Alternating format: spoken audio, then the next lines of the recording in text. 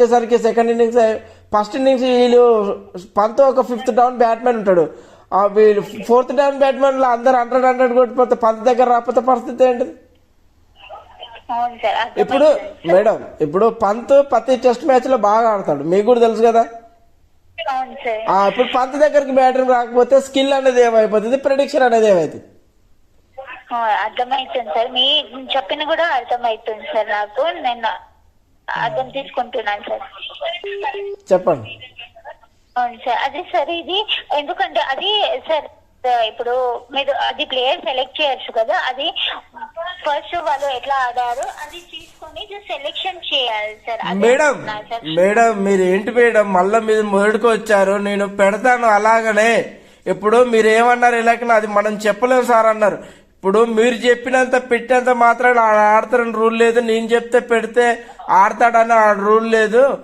అసలు అది కరెక్ట్ కాదు మేడం. ఇప్పుడు ఎవడు ఆడతాడో మీకు తెలుసా? ఆ వర్షం పడి మ్యాచ్ అయిపోతా మరి మీరు ఎలా అంటున్నారు మేడం? మీరు ప్రీవియస్ మ్యాచ్ చూడాలి అని రాంగ్ మేడం. సరే మీ దగ్గర ఆన్సర్ లేదు, నాకు అర్థమైంది. అది ఎవరి దగ్గర ఆన్సర్ లేదు, ఎందుకంటే ఇది ఆల్మోస్ట్ అది ఎవరు చెప్పలేడు. 1000 మ్యాచ్లు ఆడినోడు చెప్పలేడు, 2000 మ్యాచ్లు ఆడినోడు చెప్పలేడు, 5 సంవత్సరాల నుంచి ఆడేటోడు కూడా ఎవరు చెప్పలేడు. అది విత్ డిపెండ్ అండ్ లక్. ఆ రోజు ఆయనకు అదృష్టం ఉండి అలా జరిగిపోవాలి అంతే. ఇంకో విషయం ఏంటంటే మేడం, చెప్పండి సార్.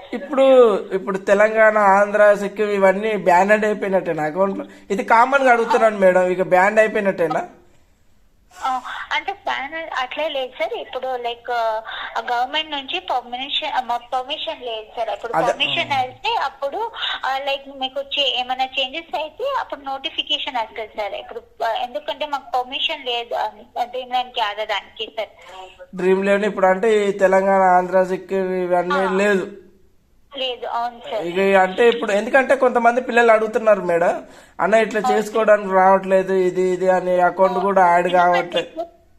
ఇప్పుడు కేవైసీ మ్యాండేటరీ అయిపోయింది సార్ విత్డ్రా కోసం, సెక్యూరిటీ రీజన్ కోసం.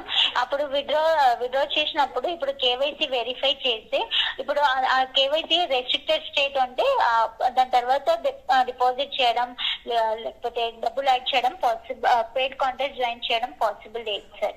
అంటే ఇప్పుడు కేవైసీ అంటే ఏంటి మేడం? నాకు కొద్దిగా క్లారిటీ చేస్తారు. ఇప్పుడు జిపిఎస్ మహారాష్ట్ర ఇప్పుడు ఇక్కడ చెక్ చేసి మీది మహారాష్ట్ర చూపిస్తుంది, ఓకేనా సార్. మా సిస్టమ్ ఎప్పుడు అది రెస్ట్రిక్టెడ్ స్టేట్ క్యాప్చర్ అయితే లేకపోతే మీరు ఇప్పుడు ఏమైనా కాంటాక్ట్ జాయిన్ చేసినాక మీరు ఏమైనా అమౌంట్ విన్ అయితే ఆ విన్ చేసిన అమౌంట్